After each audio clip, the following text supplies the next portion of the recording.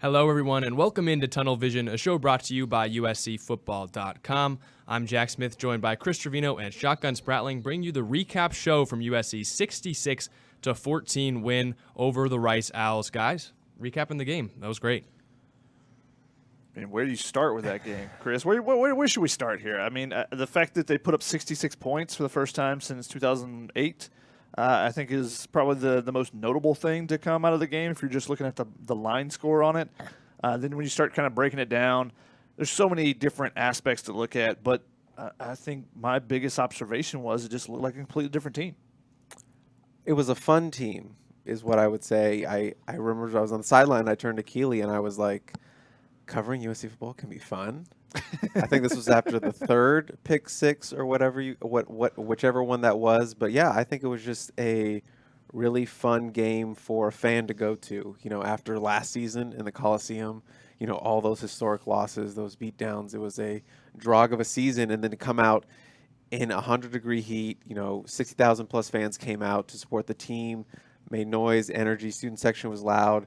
They rewarded with just a really fun environment and a good product on the field, whether it was a crisp offense or a defense, you know, that had some issues, but for the most part performed, only held Rice to 14 points. And then obviously a Pac-12 record, 3 pick sixes, which is just kind of unheard of in a game in general. So just so much fun out there for fans, and the team was just having a lot of fun on the sidelines. You could see that kind of brotherhood coming out. And I think it was a great debut for Lincoln Riley and this transfer team, you know, this Frankenstein team of parts put together, and they put on a good show.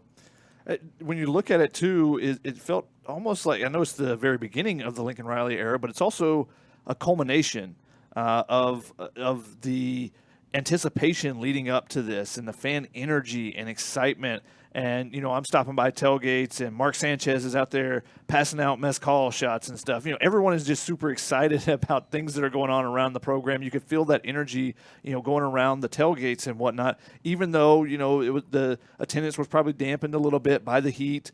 You saw that much more evident across town at UCLA where, you know, they really struggled with attendance, and you know, they actually paid people to go to the game by giving them $25 back today for the people that were in attendance. Shot to fired. Their account. No, that's awesome. I want to get paid to go to games. We do get paid to go to. Realize what you just said. And speaking of that, you just jumped right into the game. We didn't even talk about how it's me and you here, not Ryan. I thought it was going to be a four-man show. It's the Helium Boys podcast. Not podcast, sorry. Helium Boys Tunnel Vision, which I think we've only done like once maybe. So I was not expecting that when I walked in. I was a little bit late, so I'm a little bit frazzled to jump things off. But yeah, I'm glad we're talking about a win and an exciting win. And I know there's probably going to be a lot of questions and people want to talk about a lot of things. There's so many storylines in this game. Pick sixes. Is the run defense good? Solo getting a sack. Austin Jones is a beast. Raleek Brown is a beast, hitting him with the Heisman. There's just so many fun things. Caleb Williams, so proficient. That offense, so clean. There's just a lot of things that we could talk about for Saturday's performance. Usually, we were stuck to talking about what went wrong. It was the same thing every time. And how good Drake London was. Yes. Yeah. We've got a ton to talk about today. We're live on YouTube, Facebook, and Twitter. Make sure you guys are leaving your comments. We're also taking live calls today, so make sure that you're calling into 5124-TUNNEL. Make sure you guys are leaving your live calls. We'll answer those later on in the show, as well as leave your comments. Leave them on Facebook, Twitter, and YouTube. We'll be able to put them on the screen and respond to them. Also, USCFootball.com VIP membership, 75% off for the rest of the weekend. So much great talk. You don't want to go anywhere else for your USC football coverage, so make sure that you latch on. 75% off for the rest of the weekend. Now, guys, there was so much great to talk about. I don't know where you guys want to start. You kind of have to start, though, with the 3 pick sixes. I just thought the defense was incredible, swarming around the ball. Of course, they weren't perfect. They were gashed a little bit on runs up the middle early on. The pass coverage wasn't incredible. Third downs were a little bit of a question mark early on, but I think that this defense was so energetic and swarmed the ball much more than we saw throughout the entire Clay Helton era. Yeah, I think the energy that you saw on the defense was something to take away. Don't put too much stock into the first drive, the third down. They made some adjustments there. Harvey Hyde talked about it a little bit on the podcast, if you guys haven't listened to that one, about some of the things that they did to be a little bit more aggressive up front, because early they were trying to do some stunts and stuff, and they were kind of dropping the linebackers back and playing kind of that coverage where you bend but don't break type of coverage. They got a little bit more aggressive, but also I know everyone. How much have we heard people complain about Corey Foreman or Drake Jackson dropping into coverage in the past? 2 of those interceptions at least came with zone pressures, where Corey Foreman was dropping into coverage on one. I think Romello Hype may be on the other one. I have to go back and look at it again. But, Eric Gentry comes free as a free rusher because they had a zone pressure on with Corey Foreman dropping, and that was the Shane Lee interception return for a touchdown. And then I can't remember the other one off the top of my head, who was dropping on Raylan Goforth's interception. But the same thing, you get pressure. Pressure then creates, the misplay where Nick Figueroa, first you get Corey Foreman with the pressure off the edge, then Nick Figueroa hits the quarterback, the ball just goes right to Raylan Goforth, and he takes it to the house. And that's what you have to do, is make those adjustments early, and sometimes you're going to give up a drive early. Now, you get gashed on the one run on that second drive, then you didn't do anything. They didn't do anything else in that. And after rewatching that highlight, I don't know if anyone noticed, but Kalen Bullock probably makes that tackle at 10 yards deep instead of whatever it was, 60 yards deep, if the referee wasn't in the way. Yep. He comes up to the referee and kind of puts his hand on the referee and then has to readjust, and give credit to him for chasing down a guy who, was even with him, gets a couple of yards on him, and then it's like I think it was a 50-yard sprint to basically catch up with the running back, tackles him, and then 3 plays later, the ball ends up in his hands, tip ball off McCaffrey's hands, and takes it to the house, and shows the athleticism, making a move on the run there. But just watching him was fun. I've only made it through most of the first half of my rewatch, but just the way he closes on some plays, he just flies up on there, and it's all the things that we know he's been capable of, but he's just starting to put it together more and more consistently. And just seeing that in that first game gives you thoughts of what could be for the rest of the season. Now, we'll see what it looks like against some more difficult opponents that are going to probably scheme around him a little bit, because he's going to be one of the stars on the defensive side for USC. Would you believe he wasn't a preseason honorable mention selection? Would you believe that, Shotgun? I would believe that, just because you have brought it up multiple times, Chris. Couldn't get 4 votes? Come on. I don't know what the deal is, but I tweeted about it, that play specifically, just the effort, and that's something that Alex Grinch has preached all offseason, that effort. Get to the ball, 11 hats to the ball, and, Kalen makes an incredible effort play just to chase that guy down, even though he had some obstacles in his way, being a zebra, to go down there, save a touchdown. You're thinking, okay, they're at the 15-yard line, they can get in for some points. But you go ahead and make it so it's not – make them count in threes, as Lincoln Riley like to say. So at least you can hold them possibly to a field goal. That's the start of the effort, and try to stop a big play. And then it's a 14-point swing, because he's rewarded with that 93-yard pick six going the other way. And I saw somebody kind of complain about the pick sixes and the interceptions. Like, yeah, a lot of those were tipped. They weren't really making a play. Excuse me? It still takes a lot to make a play, even if it's a tip drill. That's why they practice them in practice. You see specific drills working on tip drills. So hats off to them. Yes, it's a little bit easier when it's a tip drill. It's a tip and it's coming right to you. But to be able to have the awareness, the concentration, and then the playmaking to just get it in the end zone. Yeah. Is hats off to that defense and that effort of making those plays happen. I mean, Shane Lee talking about what was his quote? The only thing going through his mind is don't get caught. Don't get caught. And that's true of a linebacker. And yes, the first one was tipped, but you're forcing the quarterback to roll left on that play. And then you kind of put him in that situation where he's throwing on the run and you're trying to hit a receiver that's on the run with, I think Eric Gentry was out there on that play. So you have a 6'6" defender in the way and trying to get the ball around him. So these are the things that happen. It's not just like the guy was in there, had a clean pocket, had all this time, and it's not the throw that JT Daniels made that went right off the receiver's hands right to him. And then, the Shane Lee one, you have pressure. The Raylan Goforth one, you have Foreman pressure. coming off the edge. I actually thought he got the sack because I was tracking it, and my dumb self was looking at the sack. I was like, wait, he doesn't have the ball. Hear a giant scream going ahead, pan left, boom, Raylan's coming at me. So, hats off to Corey. I believe he tweeted out he had 4 pressures on the day, but, they were getting some pressures. Not a ton of sackage from that front 7. Latrell McCutcheon got a sack. Tyrone Taleni got a sack. I think Eric Gentry and Solo co-sacked together. But, Romel Height obviously got ejected. Corey Foreman didn't come up with a sack, but they were still getting him. Nick Figueroa, I thought, a couple really good pressures. They were still getting into the backfield and kind of causing problems. So Latrell McCutcheon, that was the other zone pressure that I remember. Not the interception with Shane Lee or the interception with Raylan Goforth. That was just straight Corey Foreman coming off the edge. And Corey Foreman was in on a sack. Jamar Sakona has him wrapped up, and Corey Foreman comes and finishes it. Could have been given a half sack, and then maybe that appeases some people because we had a lot of comments about Corey Foreman, and that's why I wanted to look up and see, what did he do as far as pressures, because I can't track all that in my head as they're going. I kind of see some plays and try to remember them, and that's why I have to rewatch everything to kind of get a better feel for it on Sundays. But he led the team with 4 pressures. Now, did he get the highlight play? No, but he helped create that turnover, and that's the thing is, you're not always going to be the person to get the sack because sometimes if you're the first person there, you create the sack for someone else. So, and also Nick Figueroa didn't get the sack on that play, but he also created the play for the interception for Raylan Goforth on that one.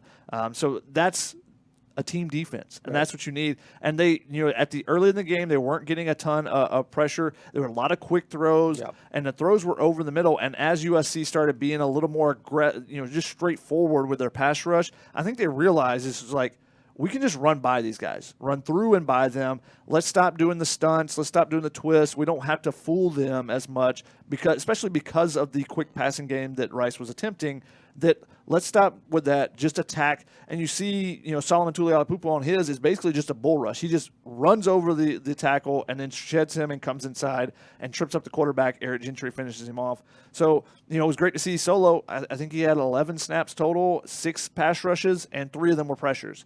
And that was just him being aggressive, attacking straight ahead, not doing anything fancy, not trying to do a spin move, not doing a double move, nothing like that. Just attacking and saying, we're better than these guys. And I think that was an adjustment USC made. Now, when they face a better offensive line, how are they going to adjust then? And that's when you go, okay, there are some concerns with the defense, and there's some things that they need to clean up. The long run, even though Kalen Bullock potentially could have made the play if the referee wasn't there, the referee was.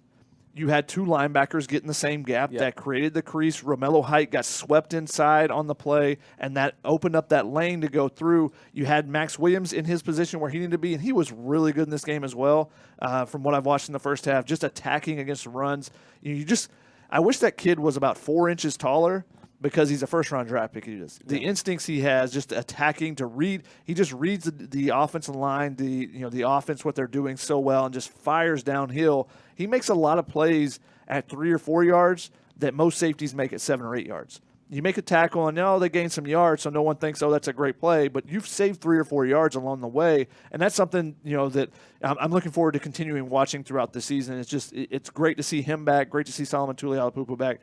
So it was fun to watch the defense, even though they weren't, the execution wasn't flawless, but the effort was. I think that was the big thing. The effort was there. Then that was the big thing they've harped on. And it's the first game in a new system. You're going to have some things you got to clean up, and we'll see how they can do that next week. They got a little bit of a, kind of a trial run with the style of offense that Stanford may run. Stanford's going to do a little bit more throwing to the outsides with the big receivers and different things. But what do you learn from this game that you can apply next week? That'll be the interesting part for me. I think a lot of people are going to mention it was just Rice, or the defense only got the picks. It was off the hands of the receivers. But that's something we haven't seen the last couple of years from USC against UNLV and San Jose State. We've seen a lot of playing down to the opponents. This time, I think you did what the good teams are supposed to do, is when you play a team like this, you make it hurt. 66-14. I think that while fans are going to talk about the fact it was Rice, I don't know. I think that it was good to see them not play down to their opponent and instead just not keep the brakes on either and really turn it up in the second half. 28 points in the third quarter after averaging under 6 points throughout the entire third quarter last year. That's just huge. I didn't even think about the third quarter points that we never saw last year. And defense does it first, so it's not quite the same. But the thing with those tipped interceptions is, even if they were tipped, like, how many times do we see that last year or the year before that? Like, there were tips, and people were, you don't make the play. Also, you're in the right spot to help out and make the play. Yeah, I mean, 2020, I can think of one off the top of my head where I think it was Max Williams tips a ball in the end zone against UCLA maybe, and Talanoa Hufanga lays out, can't make the play. And suddenly that game is down to the wire. USC has to make a last-second play. Those type of plays, and there is turnover luck and all that into it, so you can't rely on being able to make those type of plays. But those are plays that they weren't making in the past, and some of that goes to confidence and just seeing this players, the energy, enthusiasm. One, you want to make plays because you want to be out in the field, and there's so much competition going on right now with as much rotation as we saw on Saturday. But so you want to make a play to make sure that you're still out there, but also just the energy and confidence that everyone seemed to be playing with, really stood out to me. And I don't know about you, Chris, since you haven't been necessarily on the sideline in the past, but just it felt different down there. Seeing the hype around the players themselves, how they were kind of just energetic. Eric Gentry yelling and screaming. Shane Lee making some plays and kind of growling after them. Things that you would see in the past, and it wasn't organic. It felt more like someone was posing, wanted to get that picture, right, rather than, just being super excited to be out there and showing that energy. So that's the way it came off to me. I don't know if it felt any different to you, your first time being down the sideline in a while. You mean celebrating on a tackle 30 yards down the field? Things that like may that. have happened a time or two. That may have happened. But, yeah, I totally agree that energy and that confidence and that bravado felt more organic. And I'm sure a lot of that confidence goes from playing that USC offense every week in practice. You feel like you're going against one of the best offenses in the nation all week in practice. You step onto that field Saturday thinking, hey, no offense can go against us. And I'm going against Caleb Williams. I'm going against Jordan Addison, Travis Dye, these running backs. I'm going against them Monday through Friday. Saturday is going to be easy. So I assume a lot of that confidence comes from that, and that that swagger that Alex Grinch likes to impose on these guys, and that effort and that strain we talk about. And it was just nice to see it out on the field, because we've heard that before about past defenses, and we didn't really see it on the field. We saw maybe 60% of it, or sometimes 30% of it, or not even any percent of it. But to see it out on the field, maybe they did give up some plays, but they always seem to bounce back mentally. And that bend don't break mentality, you don't want that all the time, but sometimes it's going to happen. And you're going to need to fight through that. And I think this team showed a lot of fight. This defense showed a lot of fight doing that. Now, as we said, this is Rice. They've won like 6 games in the last 4 years or something like that. And they're going to face much better opponents, much better offenses. But it's a nice additional confidence boost. You can go in like, look what we did. We shut these guys down. We made some mistakes, but we came right back. We made the adjustments. We made some big plays. We could be a playmaking defense. It's just not all on the offense. So that's just an additional confidence boost for these guys moving forward into a big road game against Stanford. And, yeah, I think it's just a really good debut overall.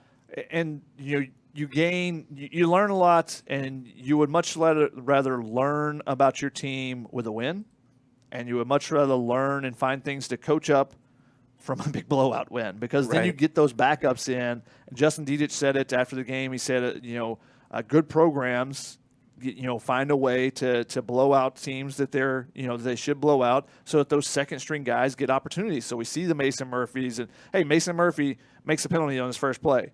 Well, it's in a game where the score is already, 59-14. But he learns from that. Rather than him being thrown in because, someone's helmet pops off, or someone rolls an ankle. or gets rolled up from behind, and suddenly he goes in, and it's a 4-point game, and he goes in, and now that penalty stalls a drive out in the third quarter of a much more important game.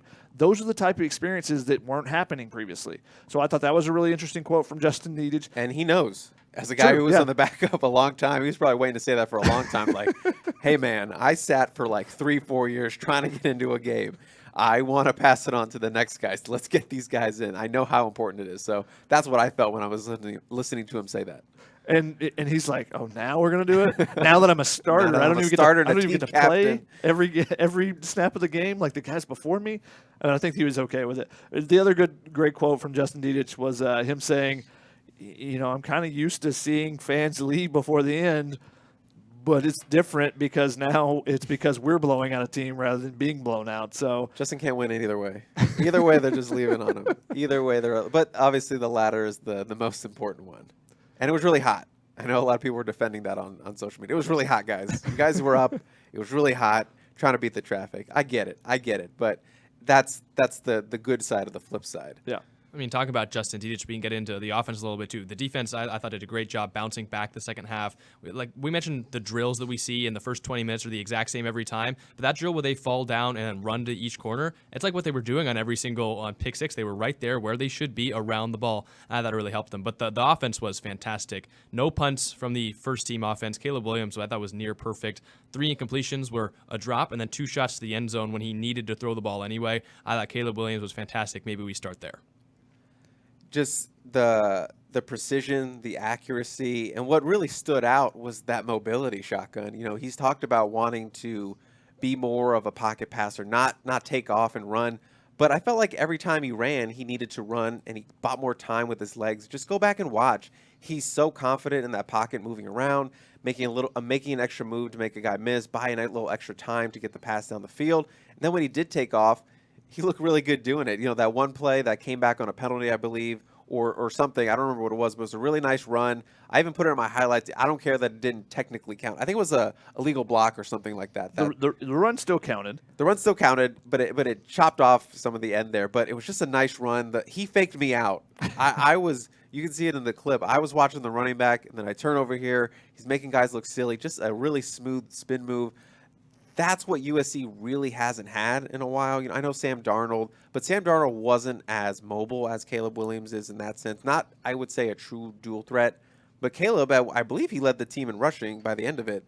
I think he had 54 rushes by the time he came out, but 54 rushing yards, excuse me. So he finished with 68 rushing. 68 rushing yards, that's impressive. And you could see why he was considered the top dual threat quarterback out of college. And I know Gerard talks about this when you run kind of that air raid system or that kind of system.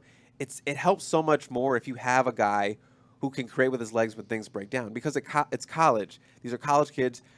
College football is all about chaos, and a lot of things break down. So when you have a guy who can take off in the midst of chaos and make plays with his legs, either extend it or just get it himself with his feet, that makes you so much more deadly as an offense. And I think that's why we're going to see, Caleb Williams kind of take over the Pac-12 this year and, throw his hat in for being a legitimate Heisman contender. And good start, obviously, with his play. I believe he was at 83% completion percentage. That's the most since Matt Barkley with minimum 20 attempts. I believe he only had 1 incompletion at halftime. So great debut for him. His second year in the offense. First year as a season opening starter. So a lot of firsts for him, and I think he did a really, really good job. Just so smooth. Yeah. And you talk about how, he can run with it and create with college football, the chaos. And there was a play in the first half, I believe it was in the first quarter, their second drive, where, the pass rush gets there. Yeah. And he makes a guy miss and picks up 5 yards. So even if he gets back to the line of scrimmage, just the fact that you get a net, a 0 gain versus it's 2nd and 14 or 2nd and 17, and now you're behind the sticks. Those are the type of things that, can completely alter a drive against really good defenses. And he can do that. He can just make a guy miss. And you saw what Anthony Richardson did for Florida. If you watch those highlights in the Utah game, just completely changed the whole dynamic of the game. Because Utah has a good defense. I wouldn't call it a great defense. They have a good defense. But when things broke down, that's when they had no answer for him. From everything from the 2-point conversion to just some other plays there. And that's what Caleb Williams can bring to this offense. So he can bring that. And that's an important aspect, and that's something that really adds value for any college offense. And I'm not a proponent that you have to have a dual threat quarterback. I think you can win with a pocket quarterback as well. And if Caleb Williams wasn't mobile, he could still do the same thing. He could still win with him because of how well he can throw the ball. But then the offense that USC has run recently, the read option offense, the RPO offense, you can also run the ball with the quarterback. And that the play you're talking about where he fooled you, that was the first time that he ran the ball, and he gets on the outside. He makes a guy miss on the edge, after he's already 10, 15 yards. Because Keaton Slovis could pick you up 10 yards on some of those when, the defense just crashing down hard. You can pick up that yardage, but then he makes a guy miss. And then he does the spin move, and it's like a 30 or 40-yard run, and then 10 of it comes back or whatever for Austin Jones blocking someone in the back. But those are the electric plays that he can make. And similarly, you have guys like Raleek Brown and Mario Williams and Jordan Addison. And all those guys can do those things too, where they turn 10-yard plays into 20 or 40-yard plays. Raleek Brown, that little dump off over the middle, and see what he did. And I think that's what makes this offense so different than particularly last year, where if it wasn't Drake London making plays, you didn't have the speed, and there weren't really guys that were going up and making a ton of plays elsewhere. Trigg a little bit, but obviously he only played a little bit for USC. So that's why this offense is so dangerous this year. And talking about all the playmakers that they have on here. And we haven't even mentioned Jordan Addison or Mario Williams. We haven't mentioned those guys. Austin Jones. There's so many weapons, and we only scratched the surface in talking about it at the top of this show. And I asked Jordan Addison, I was like, when you look at the highlights, you look at the highlights from the game, and if you just look at the touchdowns, there's 9 touchdowns scored in this game, 7 different people. You look at the highlights in this game, and the first highlight on USC's highlight clip, I think, was to Taj Washington. That's another guy. No one even talked about him this offseason, and he, had, I think he was the leading receiver. He had 65 yards, and most of that was in the first quarter. And then he started using other weapons and whatnot. And Jordan Addison, I asked him, I was like, what does it say about this team? He said, well, he said, it's a new one. Mario Williams said it's a new era. This is SC. And then when they both said it's kind of this was a statement for them to make. And Jordan Addison says, hopefully we're going to put up 50 a game. And it's not out of the realm of possibility. Not that they're going to average that, but that it'll be a regular occurrence that they'll be at least flirting with, potentially getting to 50 points in a game. Whereas in the past, it's like if they got anywhere close to that, you were like, oh my God, how did this happen?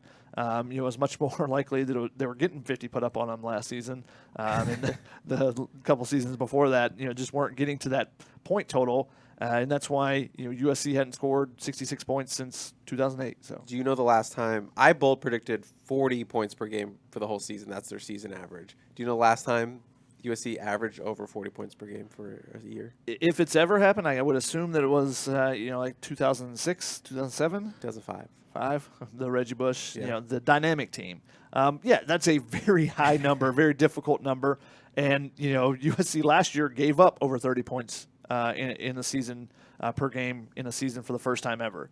So I think the defense will be a little bit better than that. So if you can get to 40 points and you're giving up less than 30, you're usually going to win games. You're pretty good. And 66, great start. They're right there at the top. I think they're number 3 in the country for 66 points per game average. Miami got 70, but they also played an FCS school. One of my favorite parts, though, and I told Chris about this, was the band likes the number 69 for some reason. They wanted 3 more points, and they were chanting it. The new band director was not having it. Nice. Whereas that chant has, different chants have happened like that in the past. Actually, I think someone was close to it last year against USC, and they were hoping that they scored a field goal instead of a touchdown against USC, so that would be that number. But the band director not having it, so then the student section picked it up and started chanting instead. It was we want points? No, it's 3 more points. That's what they were saying? I thought they said we want points. No, 3 more points, and that's why he was. But also shout out to the band director for letting the band wear T-shirts. True. Was one. Because I know a lot of people brought up the Purdue game when they were dropping like flies, the band people Oh, wow. were just dropping like flies. So shout out to the band director. Not being, I wish you were a little bit cooler on 6ix9ine, but letting them wear shorts and stuff, that was, and T-shirts, that was nice in that heat. Well, the band and Traveler were active too. So many touchdowns. The most points that USC ever scored under Pete Carroll was 70. In the first game of the Lincoln Riley era, it's 66. So if that's a sign for anything to come, I think that USC fans should be excited about that. One weapon that we haven't mentioned is Raleek Brown. And I think he was really electric. We've got 1,000 comments in here asking about what happened to Raleek Brown. I know, Chris, you were on the sideline for that. Got a good glimpse of it. Do you want to calm fans down a little bit? What did you see on the sideline? For sure. But really quickly, you didn't tell me when I was down there that Traveler runs after every score. How did you know? You didn't know that? I did not pick up on that. I almost got ran over by Traveler because I was trying to tweet something after a score, and I was walking, and the horse lady. You weren't the only one. The horse lady was like freaking out, and I was like, "What? Oh, a giant horse!" That's why mini Traveler, turnover Traveler, so much more efficient, but he would have literally died. This is also a callback to the Family Feud podcast where the real ones know. Where Chris you don't need to introduce turnover Traveler as what we would like to see, which would be a mini horse that the player who gets the turnover gets to ride the horse. After the Ride game. around. Instead of a turnover sword or Which a turnover I didn't see. chain. Did they still have? I didn't see. No. It. No, they didn't get rid of it. I know Traveler, too, I think it was the last touchdown, only made it halfway. He only made it to the 50-yard line. I think they were like, we don't want to run you too much. His tongue was out. Yeah. He was like, call it.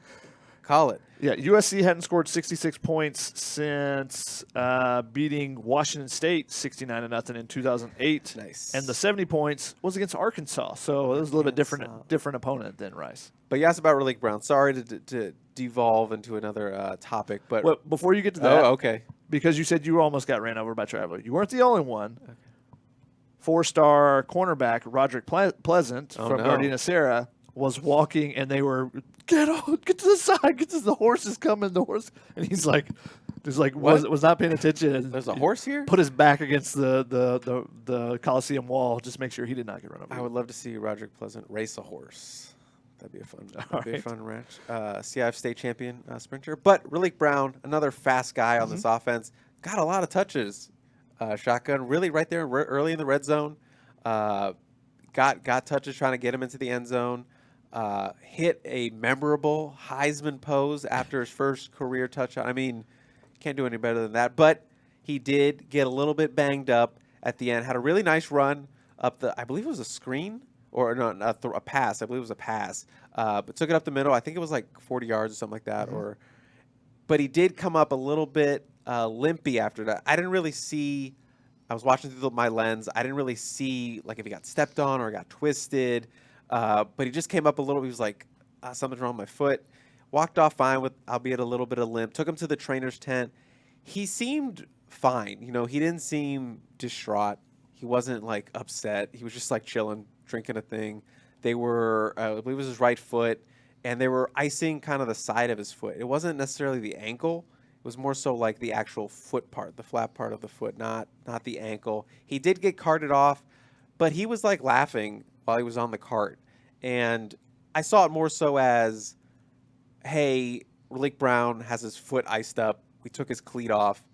Let's not make him hop all the way to the tunnel. Let's just get the cart out here and scoot him off. They even picked up Jude Wolfe on the way. Jude Wolfe had foot surgery. He's got some crutches. They dropped him off he was like, come on, jump on this thing with me. And they drove off together. So I kind of felt like it was more kind of a convenience thing than an actual kind of like seriousness. Obviously, we'll see at practice on Tuesday, but he seemed to be in high spirits. And he also tweeted about the game today. He was like, great team win, fight on. So he seems to be in a good mood. So I would say it doesn't seem that serious. Just maybe a little bit of precaution. They were already deep into the game. No need to put him back in. Get him off the field safely. Don't make him hop all the way to the locker room. Just take the cart. Honestly, it feels like it's just another small detail that was taken care of. Because I knew you were going to say this story. Yes. Because we've seen in the past where USC had an injured player and not get the cart, and that would be Porter Gustin. I can't remember the game that it was that he got injured. Ends up missing most of the season because of it. Foot injury, if I remember correctly. But no cart there. He's on crutches. He has to take the crutches up himself. And, he gets kind of halfway to it when someone's finally like, someone go to the cart for this guy. And, like, it's those small details that felt like they were consistently missing in the past. And I'm sure there were some small things yesterday that the coaches would like to clean up, whether sideline, different things, not just assignment and those type things. And one of those, they called a timeout. They had 10 players on the field. That did happen. I know people don't think that can happen with anyone, but that is one of the things you've got to get cleaned up. You can't it's chaotic out there. Yeah. But in general, just a lot more attention to detail with all the things, from the recruiting aspect side of it. You mentioned that in your game day notes. If you got game day ghost notes, if you guys didn't check that out, if you're not a member of the site, then you can sign up right now. 75% off this weekend for a year annual pass, I believe it is. But really good insights in the notes there. One of the things Chris mentioned is how there was just a lot more signage. And we've heard this from recruits for the recruiting visits and stuff, but you don't actually know the backstory of how bad it's been in the past with recruits, because at the end when the team runs out, the recruits are allowed to be there, and it's like there's like a minute and a half and the game starts, and you have to clear the sideline, and usually it's like, let's go, find your seat. And none of the recruits know exactly where they're going. Whereas there was signage that said, color-coded too, so I'm assuming they had a wristband that told them what section they were in as well, to just make it that much more, that much easier for the recruits to get off the field before the game, making it an enjoyable experience so they don't feel like, hey, this security guard is being a butthole to me. He's shoving me off the field. You want every small thing for a recruit to be like, oh, this is a great experience. You don't want that security guard that's trying to do his job and just like clear the field so the game can start. Right. And, have the recruit feeling like this guy's got an agenda against me type of thing. So just those small details. And there were some other things that I don't know if you picked up on anything in particular, but, those type things all kind of stood out to me. Just, just seeing a couple of different pieces. I can't think of any more off the top of my head right now, but the details were taken care of. Even on the outside of the game, there was signage for where families and recruits needed to go, because we've driven around, MLK, Figueroa, trying to get to parking. It's chaotic out there, especially when you're closer to game time. It was 3 hours before, and it was hectic out there trying to find parking. But they had people standing on the corners with the signs all around, so you knew where to go with the arrows pointing. This section is for recruits. This section is for their families, things like that. And that, may not seem like a big deal, but it is a big deal. And that is the difference between, someone having a miserable time getting in to having a smooth time getting in, and, you're in the right mindset when you go to the game.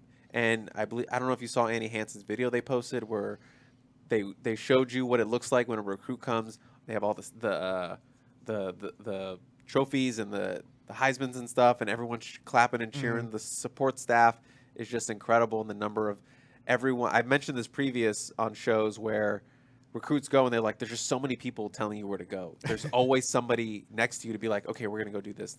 Okay, we're going to go here. This is where you need to go. And just seeing that, I believe it, because they must have been rolling like at least 50 deep in terms of helpers to just guide everyone. And you're working with an operation of hundreds of people, with recruits and their families and the coaches and their staff and then extra recruits that they're bringing. So you need an operation like that. And that's kind of what – I know that's not sort of like a football game day thing in terms of things on the field, but that is something that is a big part of program organization. Yeah. And even if you look at that video, almost everyone is color-coded. Like, everyone is wearing the same color. So, if you have a question, you can ask this person rather than asking a security guard or whatever it may be. You're not searching for someone.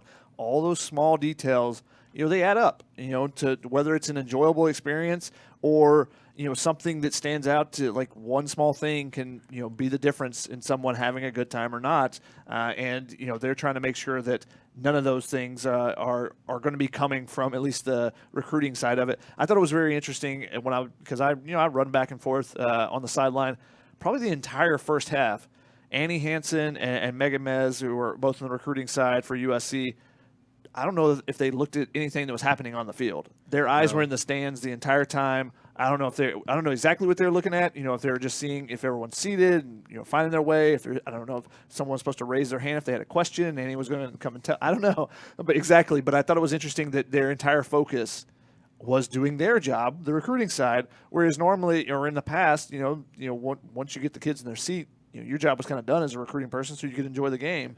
But that's not the case for this recruiting staff now. So again, attention to detail is just on a completely different level with this organization right now. I didn't see Annie Hansen relax until the 3 minutes left in the fourth quarter. Then she took the time to celebrate after a stop.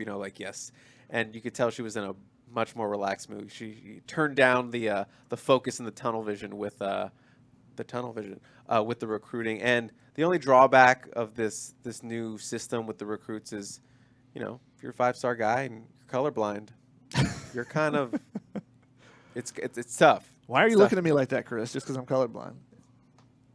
You noticed it, so I think maybe we're good. Maybe we're good. Depends on what type of colorblindness they have. There's different types, Chris. We've got one live caller in the queue. If you guys want to go to a live Sure. caller, we could bring him in. It's Judy Wells, and we'll bring her in right now. Judy. Hi, Judy. You're on Tunnel Vision. Hi. Hello. I'm bringing a longtime alum vantage point. I started SC in '62 under John McKay, and I've finally, even through the Pete Carroll era, I finally feel like we've come back to the program I came into. It was so cool in the stands yesterday. People were invested in the game. They were watching the game. The team was excited. You can tell these kids are invested in this coach and they're reflecting his excitement.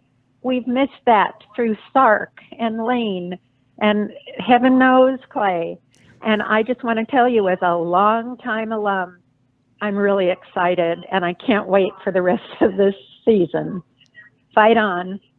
Judy, thanks so much for the call. That's great to hear. She did say it was cool in the stands. She didn't mean physically cool there because it was still warm all around the stadium, hearing from people and talking to some people in the stands. That's how they stay cool. It's true. That excitement. It's true, Cool but people that up. is awesome to hear. The fact that you hear from someone that has seen so many different coaches. She said she started in John McKay era. That means you've gone through John Robinson all the way through Pete Carroll, the down years of the Hackett years, the down years of the Helton years. The good thing is USC just didn't hire a coach whose last name started with H. There you go. I think that was the key. No That was the Hackett's, key. no Heltons, and you're at least you're going to all do good. okay. Yeah, I talked to some people before the game, and it was kind of the softball question at the tailgate, the Parasol tailgate they were at. And it was a softball question. It was like, "Are you excited?" And it was just like everyone was like, one guy was like, "Are you kidding me?" So that was kind of cool to see all that, that genuine bursting out of their Trojan gear excitement. I talked to one guy who wasn't wearing any USC gear. He's like, I was like, "Where's your gear?" He's like, "I gave it all away in the Helton era."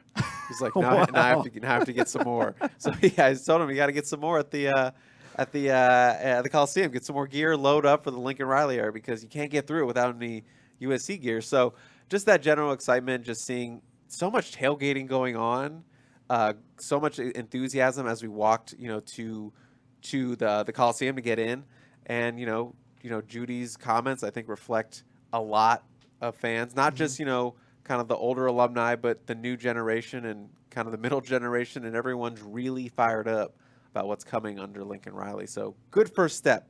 Yeah, energy and excitement. I think that's a huge thing, and you think that was a lot of, a good tailgating. When it gets going, it'll be on a whole nother level. You're going to have people there. They're going to be pushing against that, the USC's new rule of however many hours you can get there before the game. So I went on campus. I stopped by our tailgate real quick after getting my credential. Went on campus, still a little thin, a couple hours before the game, and then stopped by the South Lawn as well. That was over there saw Mark Sanchez, talked with Mark Tyler, and a couple other people. So it's fun to see, and talking to Mark, former USC running back, and he's excited. Hearing from former players how much they're excited, listening to Mark Sanchez talking to fans how excited he is, and obviously he's went to the NFL, had a lot of success, all these different things, and he's around and he's hyped up in the tailgating time. I think all that you're just feeling that energy, and we'll see how as the season progresses, as things as positives and negatives happen, how that is. I think we're still in the honeymoon phase. Nothing negative has happened at USC so far. When the first one hits, the fans will be like, "Oh yeah, that could happen to us," or is it do they have some faith and a little bit of trust in the coaching staff and the direction of this program? They're pretty battle tested. I think they'll be okay. I think they'll be okay. Well, you guys are talking about tailgates. Unless there's anything else you guys want to talk about, I've got a good tailgate question to start it off. I mean, make sure you guys are leaving your questions on YouTube, Facebook, Twitter. If you want to if you want to call in live and get your thoughts on air, 512-4TUNNEL. Make sure you call in. But starting with the question, what were the highlights from the Inside Troy tailgate? And then there's also been 1,000 questions, Chris, about who won the bake-off between you and Ryan. If you want to display who the winner is, I can answer both questions because for me, the highlight was winning the bake-off. I officially won the bake-off, fair and square, five-judge panel, blind taste test. I was a little nervous because Ryan decorated the crap out of his. He had the yellow cream cheese icing. He got like sprinkles, even wrote USC on it. I was very intimidated. I saw them. I was like, good thing this is a taste test. So I would get creamed in the decoration department. But my taste held up and I won. So if you're listening and you were a judge and you voted for mine, thank you so much. And if you didn't, well, you're dead to me. I'm just joking. You're not dead to me. But that actually wasn't the highlight for me. The highlight was for me was a bunch of people came up to me. They were really nice to me. They told me to keep doing what I'm doing. And some of them even said they love my awkward energy on the shows that I do. That's just me being me. But everyone was just super nice. People asked me to take pictures with them, which is like, I thought they meant like, you want me to hold the camera? Want me to hold the camera? No, they want me to be in the photo. A lot of people wanted to see the 10K or 18K, depending on how you're looking at it. We're trying to get you up to 18. But I think I just hit 14K. Thank you so much for everyone. And I think that was the highlight for me. Just all the kind words and support and nice things people had to say to me specifically, which was nice. It is nice to hear that, even though because you focus on what the mean things people say, but you got to remember to embrace the praise sometimes you get. So thank you to everyone who came up to me and who I interacted with at the tailgate. People are a lot different in person than they are on their social media or their internet personas as well. People don't usually have as much mean things to say in person. But it was great to see everyone at the tailgate. Thanks to everyone who came out. Hope you enjoyed yourself. Hope you got some of those Trader Joe's snacks. I don't know if you had any of those. They have a Bombas with hazelnut filling in them. I just devoured a couple bags of those today. That is not a good thing for me to have learned about. But I hope you guys all had a great time. We are going to hope to do it again in the future. We're going to do more. I'm sure. And with the way the team played yesterday and the excitement that is around the program right now, hopefully we can get some more people in. It was great to see how many people came in from out of town too. Wanted to be there for that first game to say, hey, I was there at the start of the Lincoln Riley. Brandon, I think it was from Minnesota coming in. Just everyone, and just I was, for us when we're talking to people, and sometimes we get a lot of the same questions, so saying the same things over. But I talk a lot on these shows and our podcasts and whatnot. But by the end of the night, my throat was sore because I talked so much from the tailgates and stuff. But so much fun to be able to talk to you guys, meet people whose handles we know and stuff from the P, but to see you in person and meet you, and some of our members that are former USC athletes and stuff, that's always really fun for me. So if you are, always let me know that when you meet me in person if you're a former athlete. And we'll get name tags next time, so you can write. Yeah, someone blame Chris for not bringing those. I just completely forgot. Ryan, I think Ryan blamed you even though you weren't supposed to. I did it, yeah, right. And I did it for one of the early ones for last season. But then obviously we know what happened last season. No one cared anymore. So who's gonna show up? So that's kind of what the theory was, and I wasn't even thinking about it. I was too focused on the cupcakes. We've got someone in the comments today that said that they came in all the way from Australia. So that's right, 1,400 Was it Ben miles. Griffiths? Because Ben Griffiths was there. Ben Griffiths was there as well. Megan messaged me on Twitter as well. It's been 20 years. She's been a fan and had not come to a game. This was her first one. Wow. So hope she had a great time. Wow. Even though she said she got lost after the game. Sure. but was able to make it back and hopefully had a great time and enjoyed her trip and made the most of it and got some great food in LA as well. From down under. Chuck, and I know you were on the field pretty early, and I was following along on your Twitter because I was up in the press box, and you were the one noting about who was out, who was not dressed. We got a question in here from Jasper from YouTube. Any status on the guys that were held out due to injury? No, because we do not have access. Well, one, because there's so much excitement around the game, there's so much highlights, you don't usually get any injury updates on players that, unless it's significant. Maybe Raleek Brown, should have been asked about. It didn't happen because everyone had certain questions they wanted for Lincoln Riley in his first game. So we didn't get an update on that. But we also normally have a Sunday call with the beat writers with with the head coach, which has been nixed by USC. They're continuing to give the media a little bit less and less access as we go to control the narrative even more and more, because college football coaches in general are pretty paranoid. Let's go to a live caller. We've got another one. This is Dave. He wants to talk about the game yesterday. Hi, Dave. You're on Tunnel Vision. Hi, guys. Can you hear me? Yep. Mm-hmm. Awesome. Well, it's Dave from Iowa once again. Very pleased with the performance.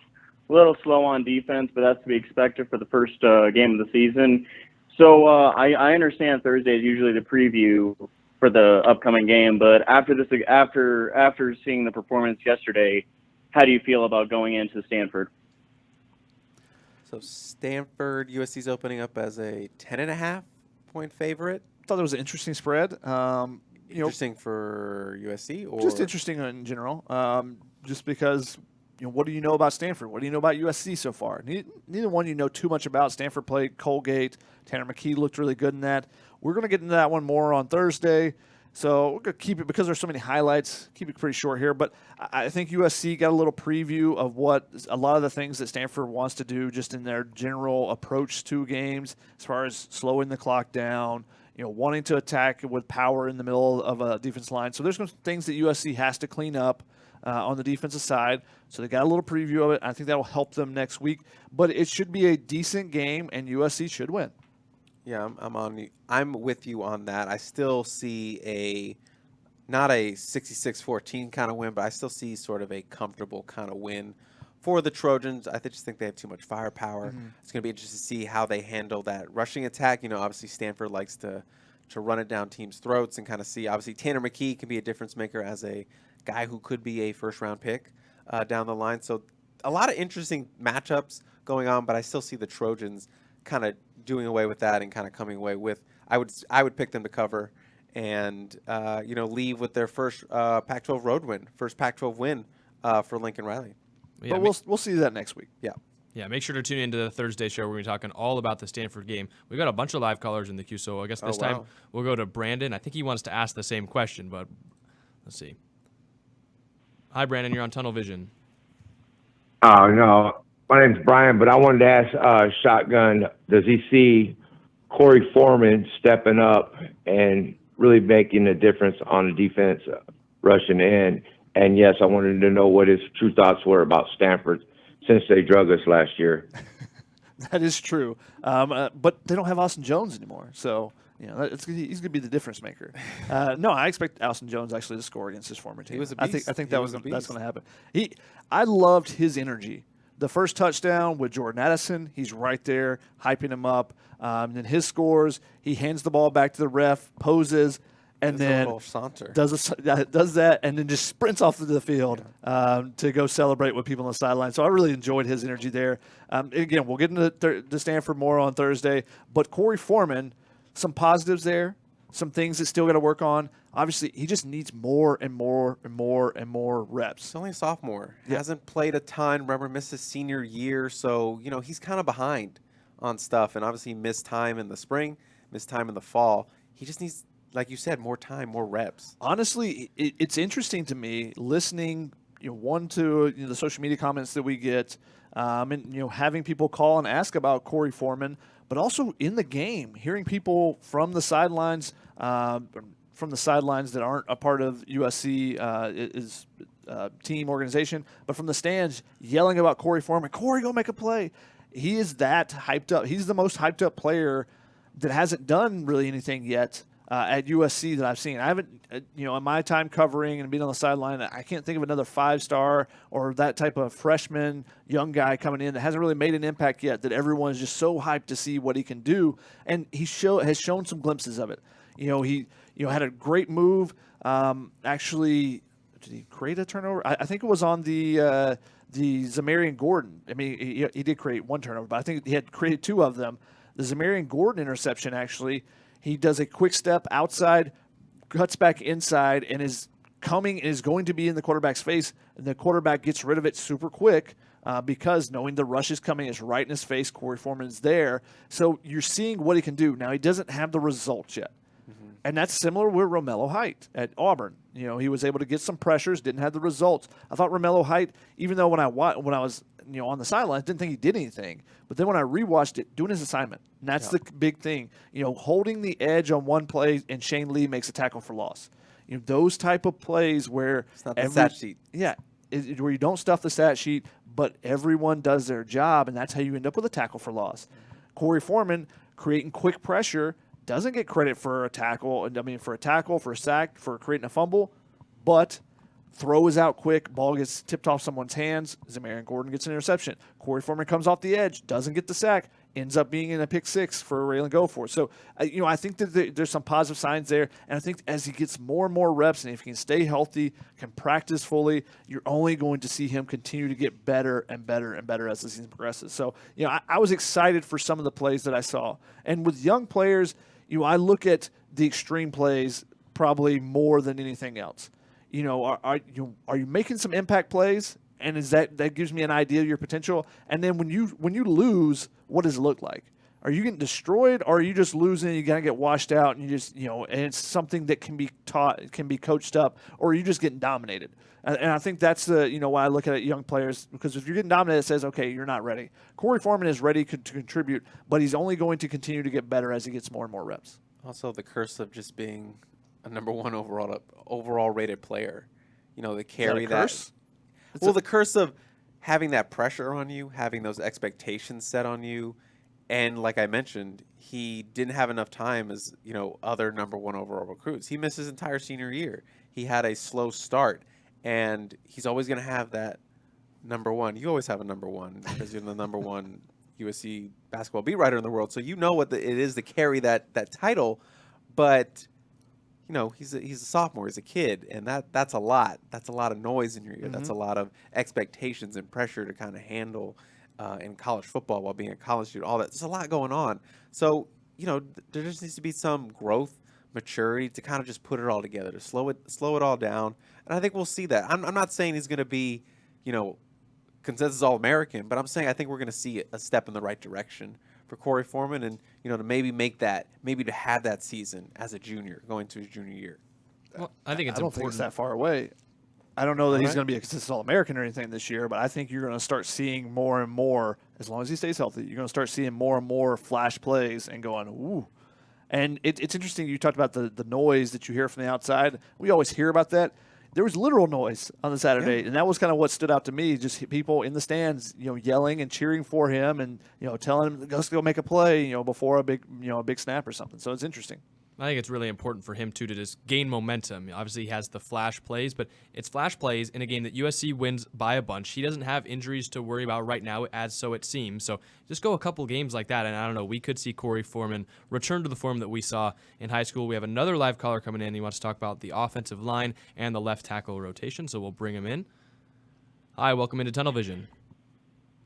Hey guys, this is Kevin from San Jose. I wanted to know what you thought about the idea of rotating the left tackles each series, and if you saw that coming, and then also how great was it that we were able to play 65 guys, that we had 65 guys healthy and able to play in a D1 football game. Spot on. Justin Dietich would love hearing that it was 65 guys that got to play in a Division I football game, but the tackle situation, we expected that. Josh Henson mentioned that several times in those final 2 weeks of camp and going to the season, this is a super tight race. This is feels like 1A, 1B kind of situation. Obviously, Bobby Haskins has a lot of left tackle experience. He's proven, he's a veteran. He just had a slow start. He had the ankle surgery, working his way there. Cortland Ford kind of looks like a first-round guy. That's the kind of build that he has. And he's a young guy, still learning, took his lumps last year, but got some experience. So it's an interesting dynamic between these two guys, Cortland being a young guy with a lot of potential, a lot of athleticism, Haskins being the grizzled veteran who's done some things, knows what to do. Henson mentioned he's always in the right position. He's always in the right position to make the play because he knows what he's doing out there. So it was an interesting battle, young versus old, veteran versus young guy. And it played out as I expected. I expected Cortland Ford to be the number one guy coming out for the first series, just because he had more time in this offense. He had more growth to show, and I'm okay with the left tackle rotation. I feel like Clay McGuire rotated during his season, with Justin Dedich getting some time, and that worked out well. And I would say I would trust Josh Henson with this. I don't think neither of them kind of took the job outright after this first game. It seemed pretty even to me, and they've talked about Lincoln Riley and Josh Henson about one of those guys is going to have to take the job at some point. So they're kind of just letting that competition go into the season. I think Stanford's going to be a big test to see who steps up in a road game Pac-12. Not exactly the loudest stadium, but it is a road game, so you kind of want to see how they handle that. Both guys have played in road games before, but just with this new offense and this team to see how it goes.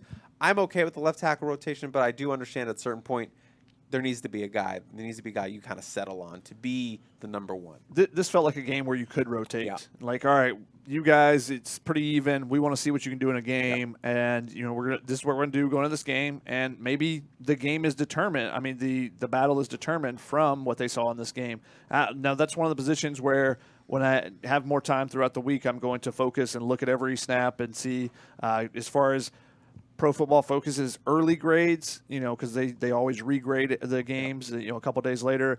Cortland Ford graded out a little bit higher. I thought similarly from the little bit that I've watched, which is about, pretty in-depth. I've watched the first quarter and a half and then watched most of the game in kind of speed vision. But so I think that, it's a game that you get an opportunity to see what each of the guys can do, and then you go from there, and we'll see if in the Stanford game, I don't think you'll have the same rotation. I think you will rotate, but I don't think it'll be every other series like it was.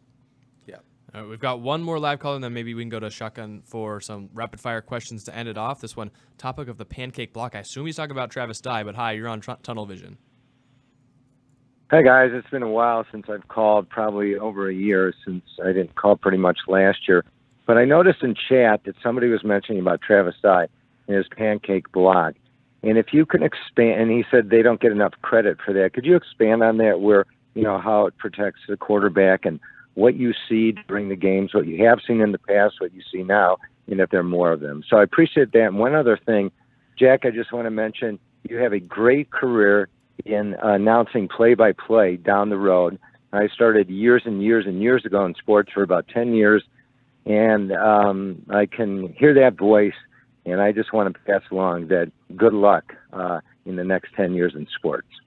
Well, I really appreciate that. I mean, hopefully going to be doing that starting next year on the USC student radio this time. We've got seniors and juniors up there, so I got to wait my turn, but I really appreciate that. I think when they were mentioning the Travis Dye block, that's something I noticed from the press box, because that was on the throw over the middle to Kyron Hudson that Travis Dye cracked back, and that's one of the best blocks I've ever seen from a running back. I don't know if you guys saw it in real time, but it was phenomenal. That was a grown-ass man block.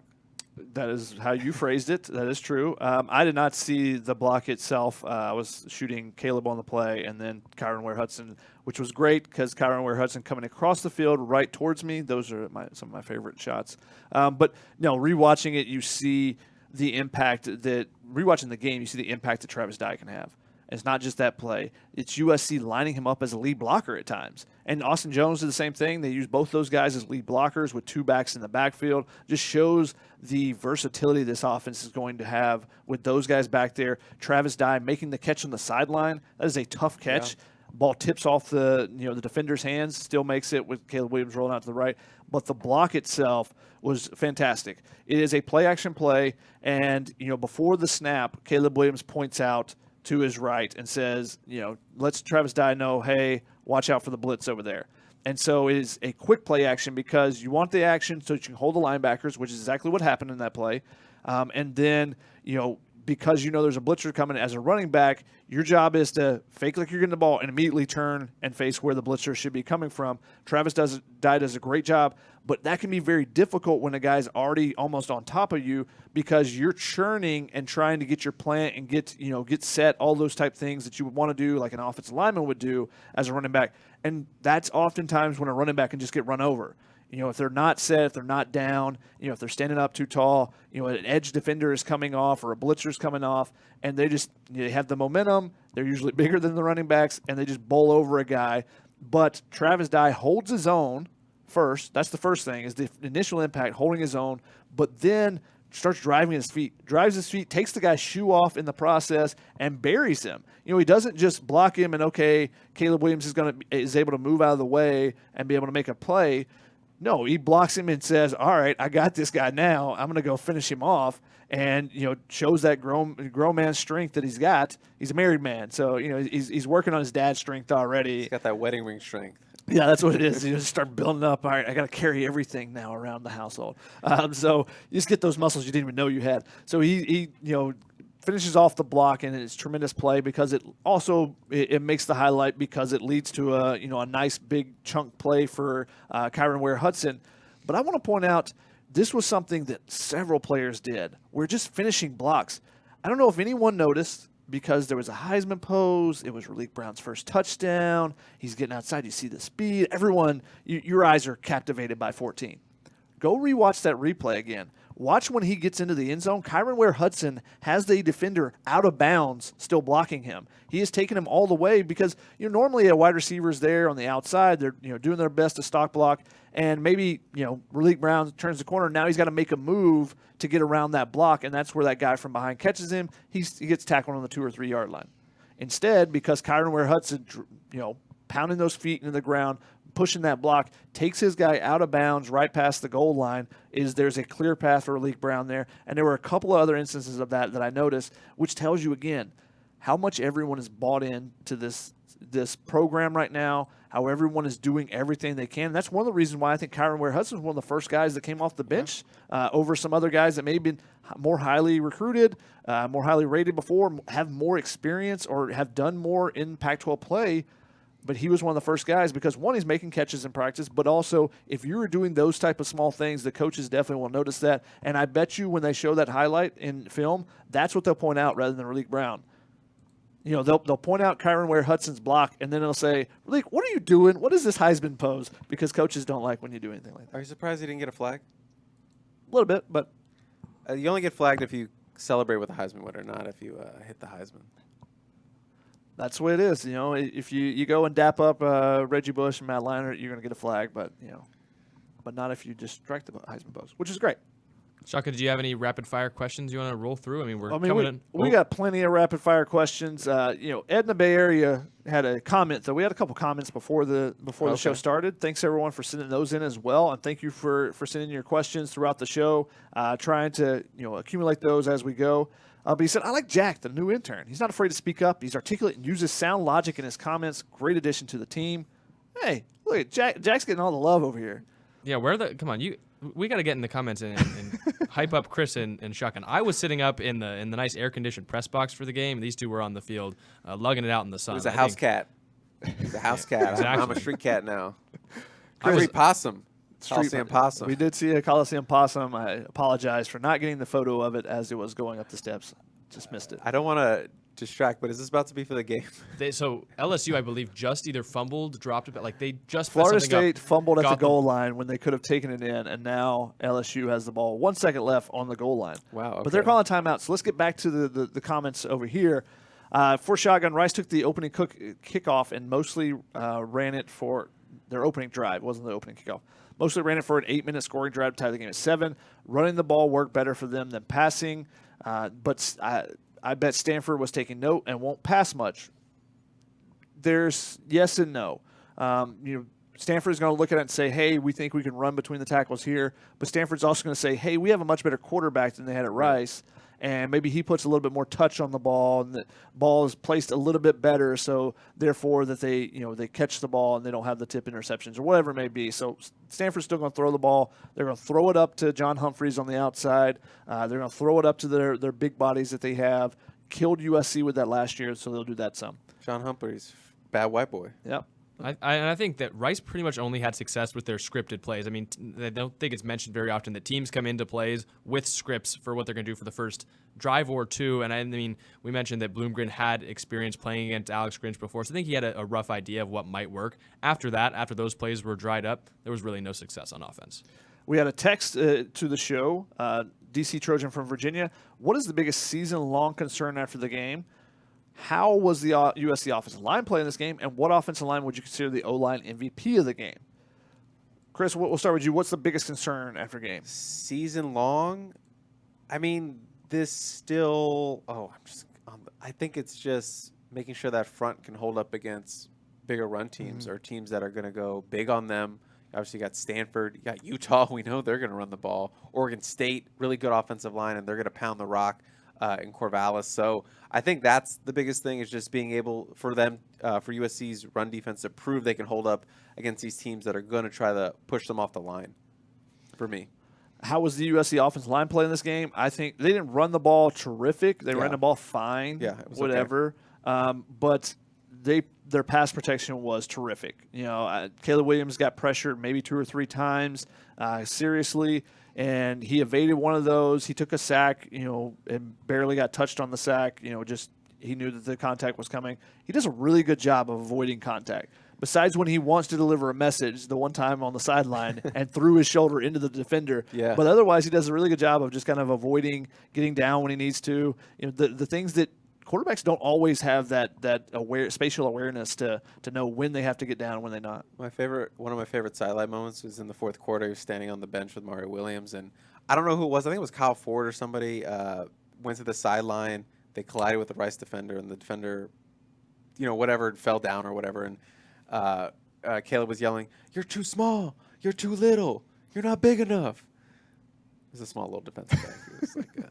He was like, so you like it when your quarterback's yelling at people, huh? Yeah, I like when he's getting into it. Jasper has a similar question. Did Caleb Williams ever hit the ground aside from scrambles? He hit the ground. He hit the ground once, maybe. Not like violently, but he was on the ground a couple times. Yeah, he didn't take a ton of hits though. Yeah. Thoughts on Caleb Williams? We had that as well. We talked about that a little bit earlier, but I thought he was just perfectly smooth in it. 19 of 22. He looked really good, really confident, and a great spin move. That was very nice. But you see there were a lot of things made easy for him too. A lot of wide open receivers. The scheme was really nice to see. The first big play to Taj Washington. Just I'm hoping to be able to do film study, but I want to break that one down just because it was a really fun play of creating opportunities to first get a first down, because I believe it was third and 8, maybe 3rd and 2. I don't remember what it was. Third down. But you had Mario Williams and Jordan Addison running short routes that occupied guy. You had 2 outside receivers. Travis Dye had split out. You had another receiver, Brendan Rice, running deep routes to take the cornerbacks or take the safeties. So then you put those linebackers in a bind. Do you cover Mario Williams and Jordan Addison at the sticks, make sure they don't get the first down?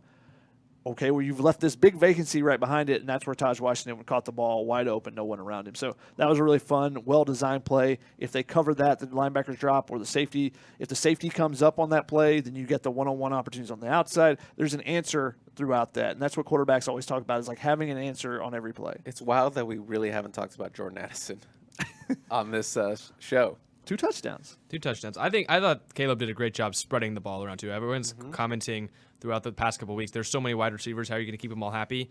I think, first of all, they're happy they put up 66 points, and Caleb pretty much did everything he could to get all the receivers at least one catch. And the only the position that was kind of declined was the tight ends, which I thought was a little bit weird. I was expecting a little more tight end play, but the wide receivers, I think 10 different USC pass catchers caught the ball, and that's huge. I think that, Chris, you can jump in on this. Do you think the tight ends were just not used much in this game because of the game plan, or are we seeing that because of all the weapons they have at receiver, I don't think the tight ends are going to be used as much as you might anticipate? I think it's the former. I just think that their wide receivers are playing at such a high level, whether that's in practice, that they just rather have them on the field or kind of go through them to make plays. I think there's still obviously opportunities or will be opportunities for the tight ends, and they can carve out a bigger role, like if Lake McCree starts really clicking or Malcolm Epps starts really clicking. I believe Lake had the only catch for the tight end group.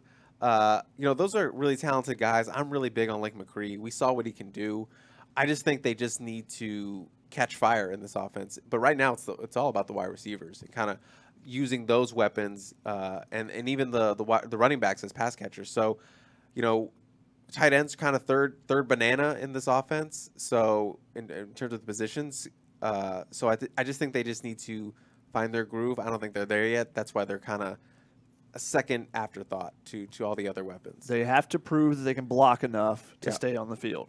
That's been an issue for USC tight ends in the past. I thought Lake McCree had a couple nice pulls with the linemen on a couple plays and made those blocks. So you put that on tape, and then the coaches, will say, okay, we need to get that guy a little bit more involved going forward. Steve want to know, and this is Chris, you got to answer this one. This is your guy. Can we agree that Dennis Lynch wins the style points for outfit walking into the game and the post-game presser? In case anyone didn't see, what was it, Chris? Black turtleneck, black pants, rocking the chain, glasses, fit on 100. Kind of look like The Rock, if you don't know what I'm talking about. I posted a picture, but just swagged out. Maybe Shotgun. the wrong color choice, though, for 100+ degrees. Nah. I think someone tweeted out, heat stroke is temporary. Drip is forever. Drip is forever. Was the drip the sweat? I don't know, but either way, it's a great little sentence. Jack, put shotgun as the main thing because I'm going to watch this final play. Sounds good. I'll do that, too. Yeah. Steven want to know how can it come Brendan Rice didn't play that much. I think you're just seeing the wide receiver rotation. A lot of guys got in there. No one necessarily played a ton. Adrian wants to know, Shotty, we can finally talk about Solo. That is true. I have said for multiple times. Bring us back. Bring us back. Another time. Bring us back. Chris, Solomon Tuliala-Pupu, what was kind of the reaction to him making a big play? Shanua did not run on the field like he threatened that he might do when I talked to him in preseason. But what was said and what was your thoughts seeing that play and seeing the reaction on the field? Just so much excitement. He goes in. It's a sack assist, but still a sack in itself. And 11 snaps, I think you said, and just this guy's journey to multiple foot surgeries, to get back and then have a knee surgery, just devastating, but grinded it out, shotgun. Just kind of put his head down, hard worker. This was a guy that when Lincoln Riley came in, they were going through evaluations, and it's so hard to evaluate Solo because he hasn't been on the field. He hasn't done anything. But to have the faith in him and kind of see the work ethic, and I know a lot of players vouch for him, and this guy puts in the work to keep him on this team was so valuable. And to see him rewarded with some of those plays and that sack just had to feel so good. And he lost it. And I was very much, that's a touchdown. That was just awesome to see. And no one was more excited than his teammates and everyone else on that team and everyone else on that sideline. Because they know, especially the guys that have been here multiple years with him. I asked Justin Dietich about it. I knew that was his former roommate. They're super close. And it was just, he said he gave him the biggest hug. And I know he got a lot of love on the sideline. And it was just so great. If you didn't know anything about Solo, you'd be like, oh, that's nice. Guy got 11 snaps. But, it might as well have been like a 10-tackle, 3-sack, scoop and score touchdown kind of night. That's how big it was for a guy that just could not stay healthy. And I'm excited to see what he does moving forward. And I caught a nice moment at the end where all the players were going to see their family. And him and his dad and his brother and his family had a nice little moment together because he's worked hard to get on that field. So that was just awesome to see. I say I'm not a fan of USC, but I am a fan of players on this team and the guys I've covered. Florida State just blocked the extra point. We're seeing it now. You guys might have a little bit ahead of us after LSU went on a Jaden Daniels, former ASU quarterback from. Wow. Why is he smiling? Wow. Because he can't believe what just happened. He did everything he could. Wow. To lead them on a 99-yard touchdown drive in basically a minute. And they missed the extra point. Wow. It hits off the crossbar and doesn't go over after Florida State had blocked a field goal early in the game as well. So kicker problems. Brian Kelly. Brian Kelly. Break out the dance moves. Brian Kelly. East Carolina style. That's my Solo take. Yeah, great to see Solo out there. And it was awesome just to see the reaction. Everyone was so excited All for right, it. Jack, put him on now so I can kind of digest. Even though I don't have my glasses on, I can't see. What did you guys think of the Rice pregame marching band pregame performance? I loved it. I don't ever pay attention. It was, again, very Stanford-esque, just doing the same thing that Stanford band does. So whatever. I love a good troll, so I loved it.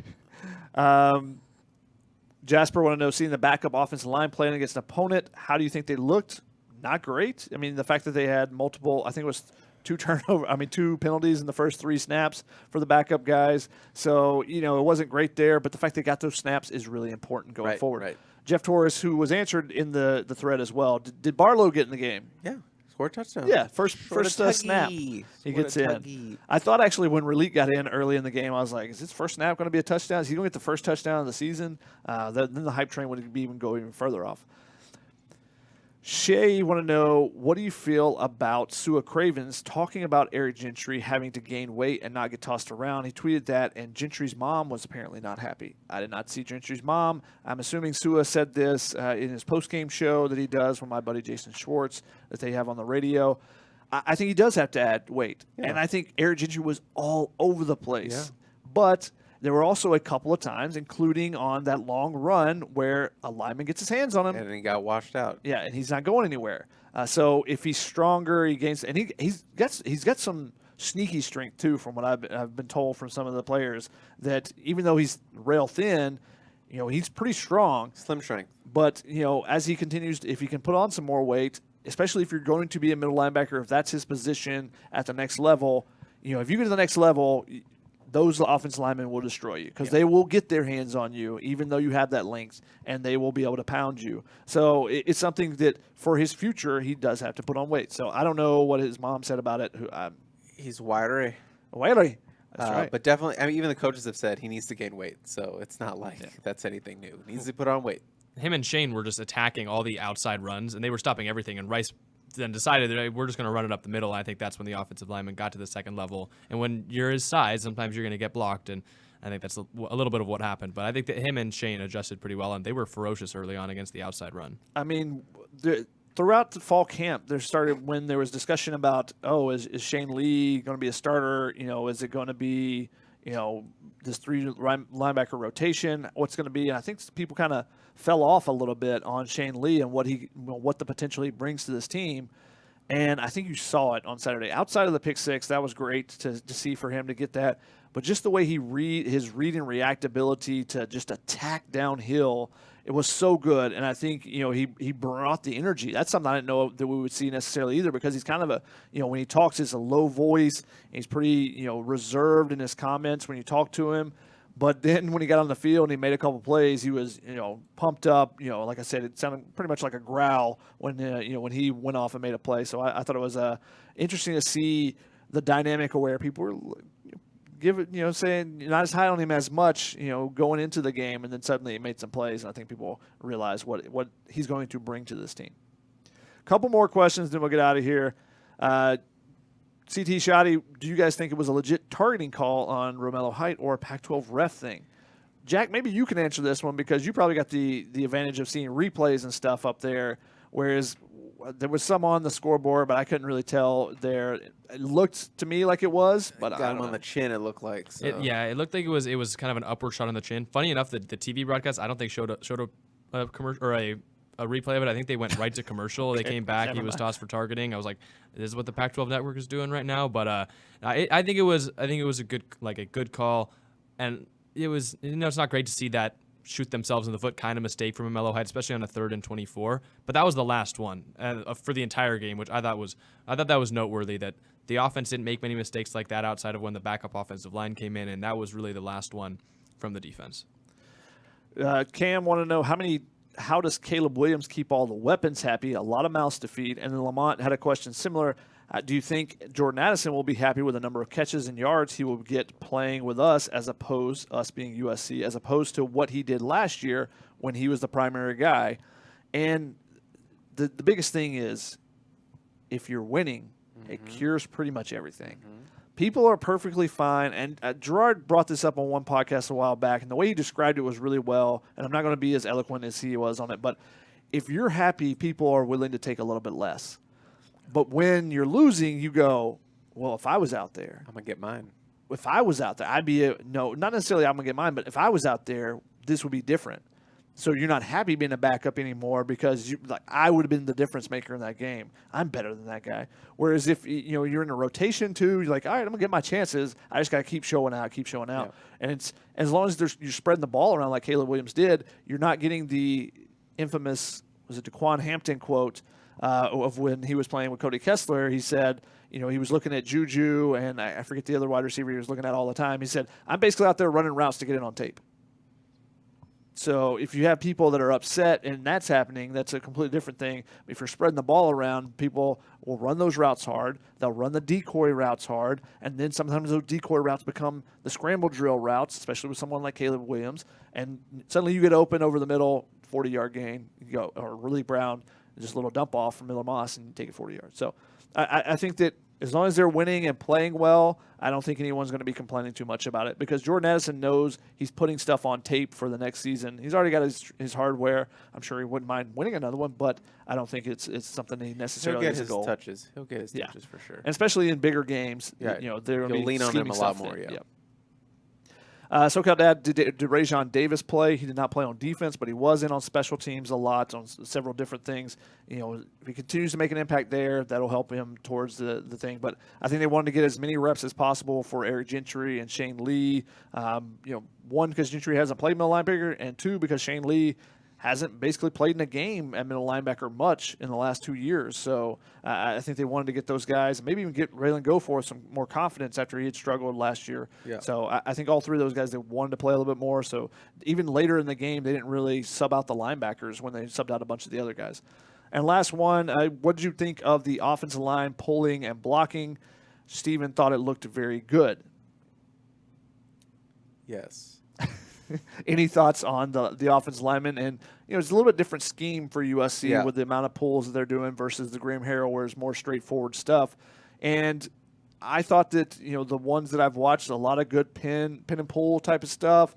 I thought the way that the side they were pulling to, the way they were crashing down, because when you have someone pulling, you want to try to crash that line down. That way you make the distance shorter for the puller. Because if I'm the right tackle and I push my guy here, now that pull, it's that much shorter. Mm-hmm. Whereas if I just go straight ahead and I get stonewalled, now the puller, and you got an offensive lineman, you got Andrew Voorhees pulling from the opposite side, he's got to go in a complete extra gap before he can then turn upfield to try to get him. You want to do it as quick as possible because you got someone like Raleek Brown running behind you or Travis Dye. Those guys are a little bit faster than Andrew Voorhees, just a little bit. So you want to try to make that trip as short as possible for those. And I thought that was one of the things they did really well in those pulls. And that's something, again, I'll study a little bit more throughout the week, reviewing the games and stuff. But I thought for the first showing, the offensive line was pretty good to really good. I wouldn't say great, but pretty good to really good, somewhere in there. And they'll have to improve on a couple of things, but it was also the opponent that helps out with it. But first time in that offense, and I thought they did perfectly fine. The offense, when did they punt? When the twos were in the fourth quarter? Okay, then I think the offense did pretty good all across the board. Off the top of your head, do you know who graded out the best? Not off the top of my head. Okay. I've got to assume it's Caleb Williams. Only 3 incompletions. I meant on the offensive line. On the offensive line, Cortland Ford, actually. It was definitely Caleb Williams. I believe he had an NFL grade. Yeah, he had a 93. But again, let's hold off on the grades until we see the re-rank of them and we get to actually watch it ourselves because the grades aren't everything. They're a tool to use. I think the offense definitely shined in pass protection as well. Like we mentioned, Caleb Williams only on the ground once when it wasn't his choice to go to the ground. So I thought they were really good. The running backs, too, even though there weren't a ton of holes, that Austin Jones one where he waited behind center Brent Nealon for 2 seconds, it seemed like, and then bounced it out. The running backs did a great job. But the shock is that all the questions we got. I mean, we're coming up on about an hour and a half. So yeah, we got a couple more, but that's pretty much it. We're going to wrap it up there. Last one, Oscar, is there a surprise wide receiver that could crack the starting lineup? They started the game with 4 wide receivers. You had Brendan Rice. You had what was it, 2, 3, and 4? Brendan Rice, Jordan Addison, Mario Williams, and then the 4th receiver was Taj Washington. And I thought Taj Washington had a really nice, first quarter. Went off, didn't do much the rest of the game, but did have a drop. It just shows you the potential. And if he didn't drop that one, there was some space on that one. That was a well-designed play as well. But I thought it was interesting that they were using him for a couple of those different type of plays where you want to get the ball in space to a certain guy, where, you know, he lined up as the H-back one point and they split out the tight end, doing some different things to create space for him.